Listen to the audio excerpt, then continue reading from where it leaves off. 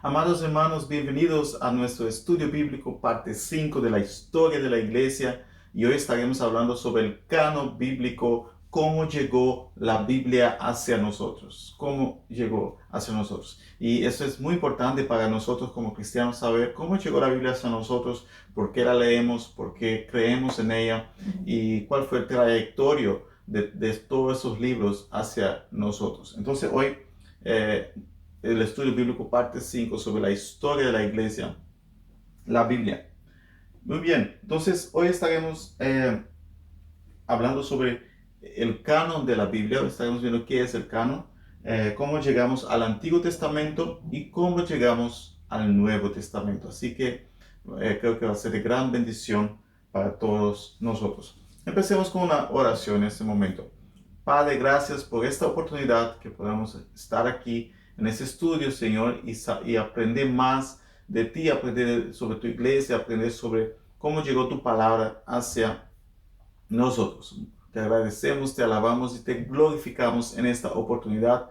Bendice a cada uno, Señor, que escucha, que participa en este estudio. Guarda sus vidas, Señor, y que ellos puedan también compartir esto para otros y aprender para enseñar a otros. En nombre de Cristo Jesús. Amén. Amén. Dios te bendiga.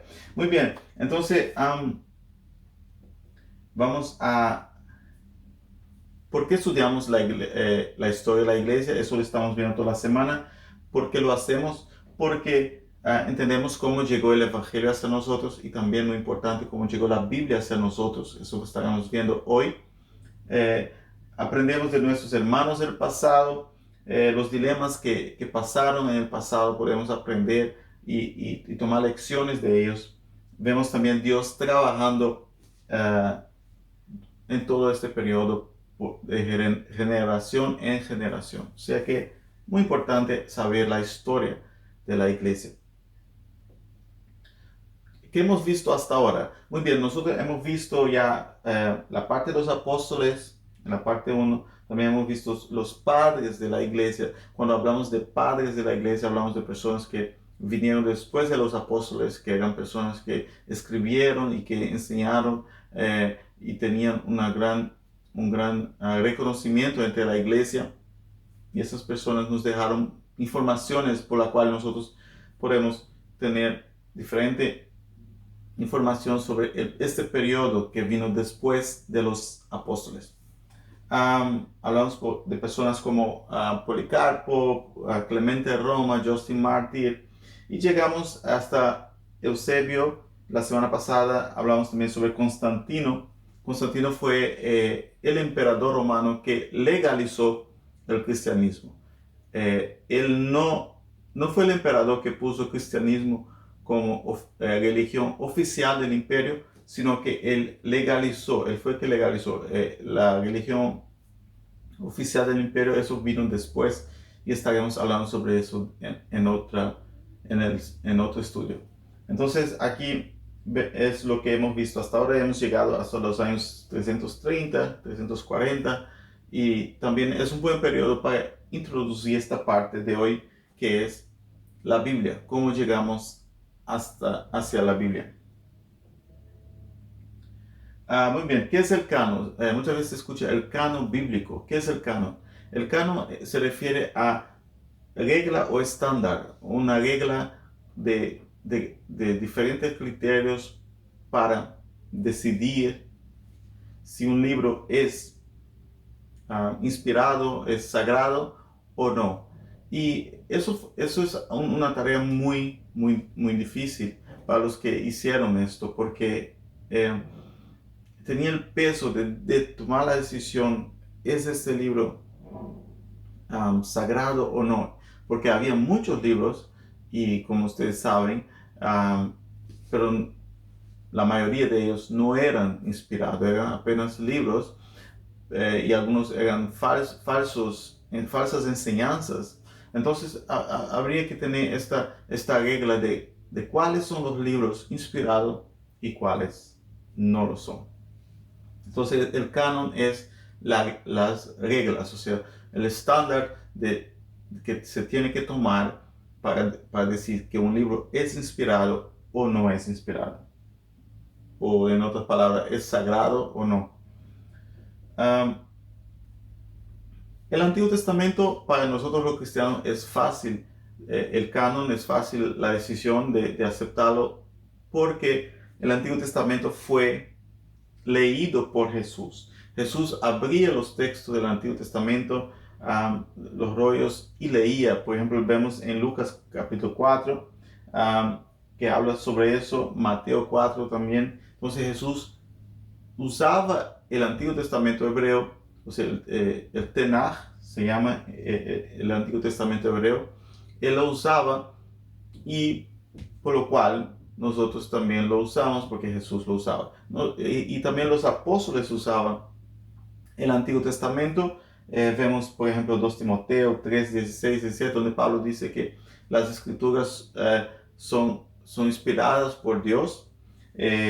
Aquí hablando del Antiguo Testamento, del Tanaj, Romanos también, 1 Corintios 3, 1 Corintios 10, 11, Romanos 3, 2.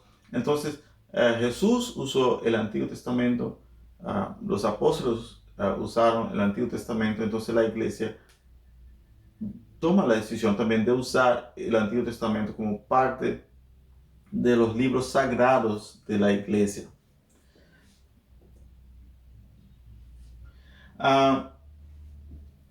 En el Antiguo Testamento tenemos el Tanaj en hebreo, la Biblia en hebreo, que tiene los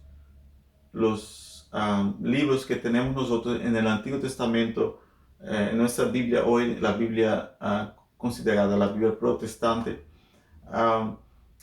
Pero también en el tiempo de Jesús estaba la Septuaginta. Entonces la Septuaginta era una traducción de la Biblia hebrea al griego, porque muchos judíos hablaban griego y estaban fuera de Israel, y ellos entonces traducieron la Biblia al griego, el Antiguo Testamento. ¿Qué pasó entonces? Que en la Septuaginta hay libros que no están en el canon hebreo, o sea, en el canon hebreo, sino que son libros que se llaman de apócrifos, son libros que están ahí, pero que no se encuentran en el Antiguo Testamento usado por los judíos. Entonces, la iglesia protestante decidió que solamente los libros que eran considerados por los judíos en su canon sería usado, mientras que la iglesia católica y ortodoxa aceptaron algunos de esos apócrifos, o aceptaron los apócrifos que estaban en la Septuaginta.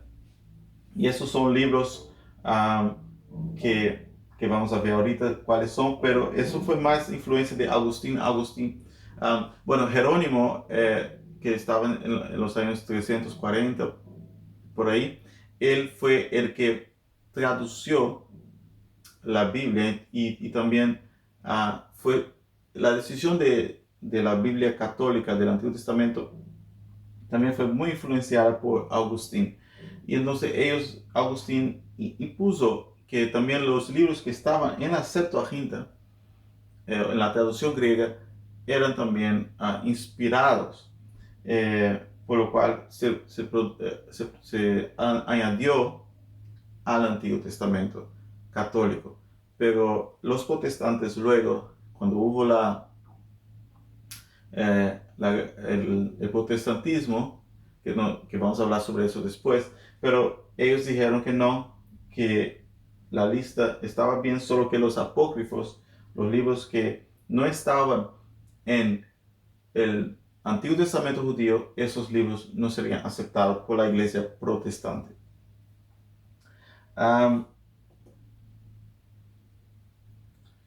Entonces, vemos una lista ya del Antiguo Testamento siendo usado por la iglesia en el año 175 después de Cristo. Ya vemos aquí por un Melito de Sardis, un hombre que vivió alrededor de 175. Ahí hay una lista de libros del Antiguo Testamento que están siendo usados por la iglesia en aquel tiempo.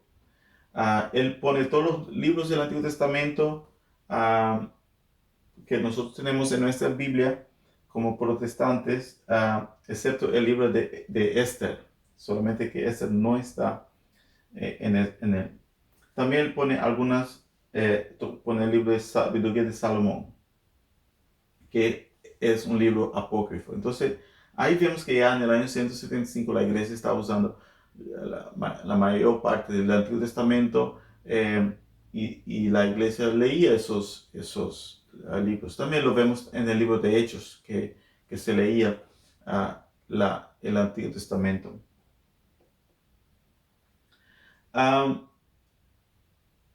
Muy bien, entonces eso es el Antiguo Testamento. Los judíos tenían su canon ya hecho, y Jesús leía de las escrituras de ellos, y nosotros como iglesia leemos el Antiguo Testamento porque Jesús y los apóstoles usaron el Antiguo Testamento, y la iglesia siguió usando y usa hasta hoy. Hay algunas diferencias de los libros que se usan en el Antiguo Testamento católico con el protestante, por la diferencia entre el canon judío, el Tanaj, que es la Biblia judía del Antiguo Testamento, y la Septuaginta, que es la traducción del hebreo al griego. Entonces ahí hay una diferencia de algunos libros, que son los libros que llamamos de apócrifas, que son libros que la iglesia protestante no aceptó en el canon del Antiguo Testamento, y tampoco lo aceptan los judíos. Bien, entonces el Antiguo Testamento ya está. Ahora el Nuevo Testamento vemos que es un poco más difícil para la iglesia ahora definir cuáles son los libros que deberían estar en el Nuevo Testamento. Y eso fue un proceso. Tanto el Antiguo Testamento como el Nuevo Testamento fue un proceso para llegar a lo que tenemos hoy como Biblia. En el año 175 hay una primera lista de libros que pertenecen al Nuevo Testamento. Eso fue descubierto por un erudito italiano llamado Ludovico Antonio Muratori, y por eso se llama el canon muratoriano. El canon muratoriano es el canon que se encontró de la fecha de 175. En este libro se encuentran los evangelios, el libro de Hechos, 13 cartas de Pablo, el libro de Judas, las 2 cartas de Juan y el libro de Apocalipsis. No menciona Hebreos y 1 y 2, Pedro, tampoco Santiago. Entonces, aquí vemos una lista ya que estaba en el año 175 con la mayoría de los libros del Nuevo Testamento que tenemos hoy. En el año 200, otro padre de la iglesia llamado Caios proporciona una lista similar a esos libros.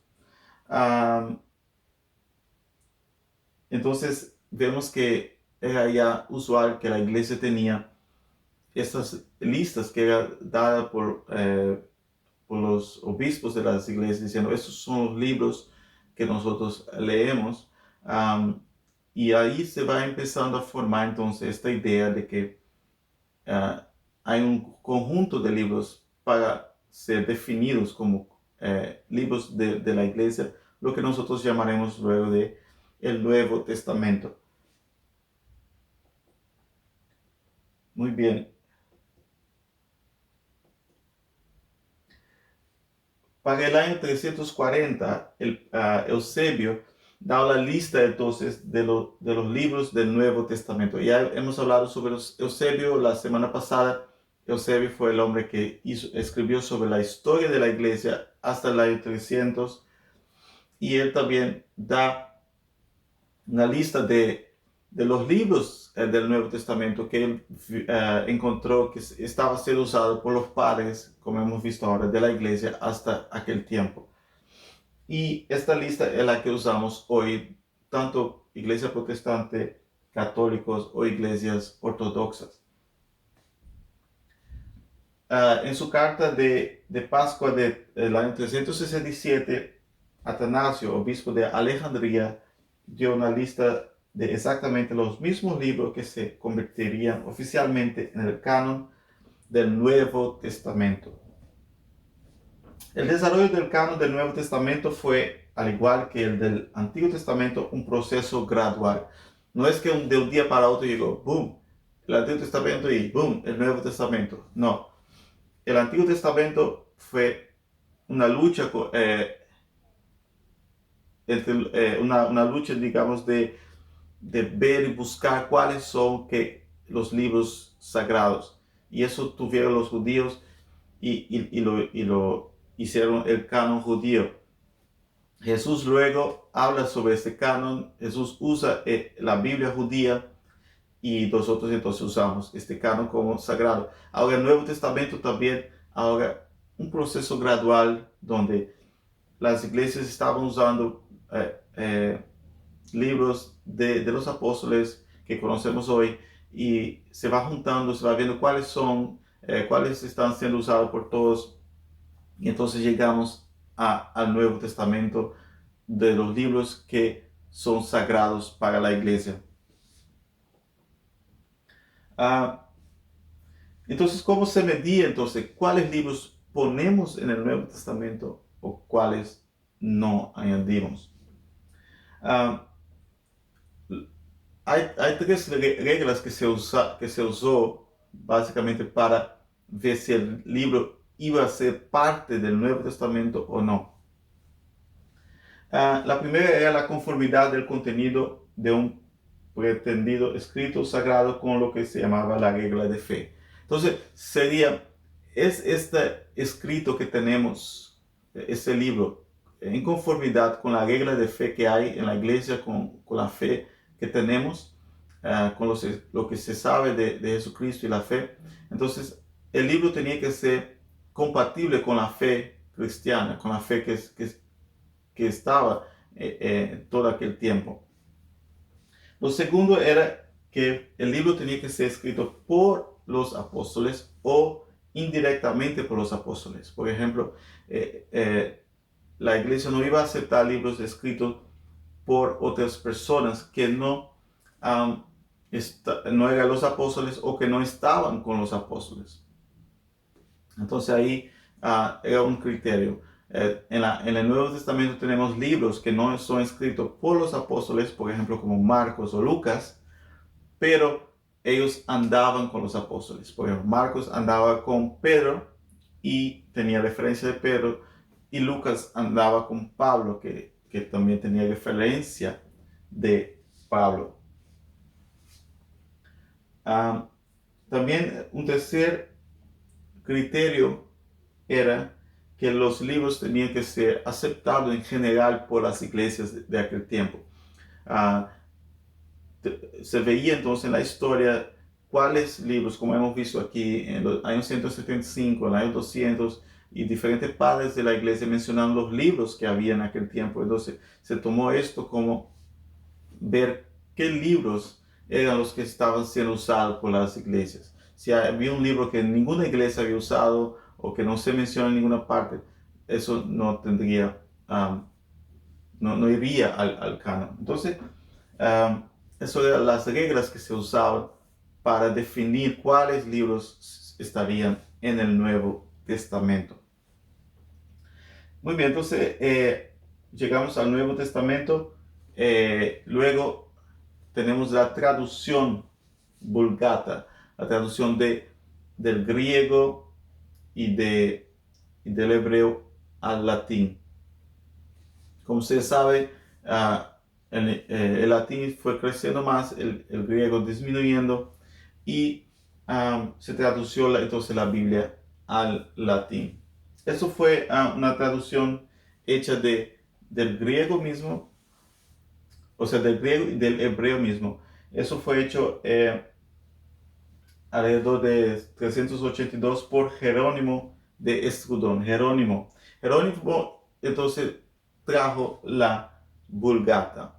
Jerónimo era muy estudiado en el griego, y él luego fue a Israel y estudió el hebreo y aprendió allá, y entonces él pudo hacer la traducción del Antiguo Testamento del hebreo mismo, sino que, porque en aquel tiempo se usaba mucho la Septuaginta, que era en griego, el Antiguo Testamento en griego, pero Jerónimo pudo traducir, tomar información de la Biblia en el Antiguo Testamento en hebreo, por lo cual la Vulgata es una traducción muy, muy aceptada por todos los cristianos de aquel tiempo, porque fue una traducción bien hecha, con mucho estudio, y durante más de 1000 años, desde el año 400 hasta el año 1530, la Vulgata, la traducción Vulgata fue la que dominó entonces el imperio romano, las iglesias, todo lo que vino después, todo el mundo usaba la Vulgata.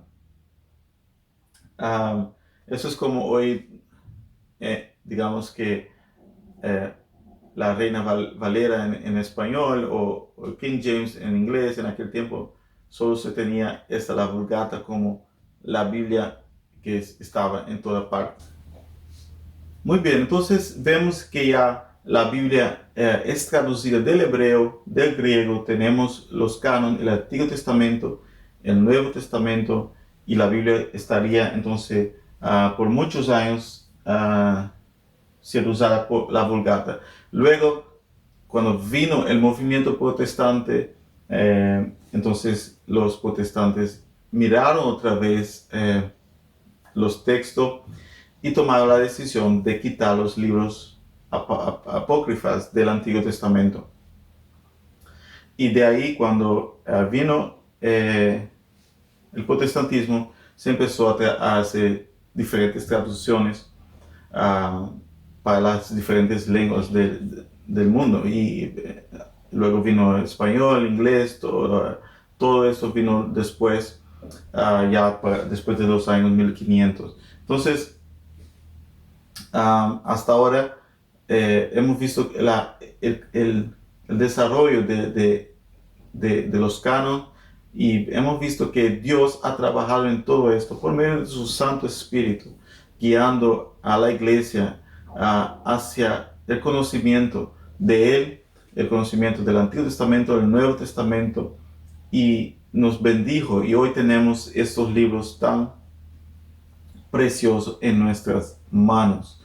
O sea que fue un proceso gradual, un proceso difícil, pero se llegó y está ahí, y lo tenemos, y hoy la Biblia es el libro vendido por todo el mundo, y es el libro que todos los cristianos alrededor del mundo usan como base de su fe. Y hoy vimos entonces la historia de cómo llegamos hasta la Biblia. Entonces, en corto, el Antiguo Testamento fue usado por Jesús y los apóstoles, la Biblia hebrea de aquel tiempo. Entonces la iglesia acepta este libro como inspirado por Dios. El Nuevo Testamento fueron listas tras listas de padres de la iglesia que estaban usando estos libros, que la iglesia estaba usando, y luego se va formando entonces esa lista del Nuevo Testamento que la iglesia acepta como en general. Estos son los libros del Nuevo Testamento, el cual tenía sus criterios para estar ahí en esta lista, y uno de los criterios era que tenía que ser escrito por los apóstoles o indirectamente por un apóstol, siendo por una persona que estaba con él en aquel tiempo. Y llegamos a los libros del Nuevo Testamento. Y luego que Jerónimo traduce la Biblia, que estaba en griego y en hebreo, él lo traduce a latín, y desde ahí se tuvo una traducción bastante buena de la Biblia en el idioma local de aquel, el idioma que se estaba usando en aquel tiempo. Entonces, una trayectoria, un proceso, y en todo eso Dios estaba ahí guiando por medio de su Santo Espíritu, y sabemos que tenemos libros que son de gran bendición para el cuerpo de Cristo. Y una y otra vez han querido atacar la Biblia, pero la Biblia permanece ahí firme, porque no son esos hombres que trajeron la Biblia, fue Dios que trajo la Biblia a nosotros. Dios usó personas, usó procesos para traerla, pero los trajo y la tenemos hoy. Y sabemos que es palabra de Dios para nuestras vidas. Así que Dios te bendiga y gracias por estar con nosotros en esta oportunidad y seguiremos en la próxima semana. Dios te bendiga.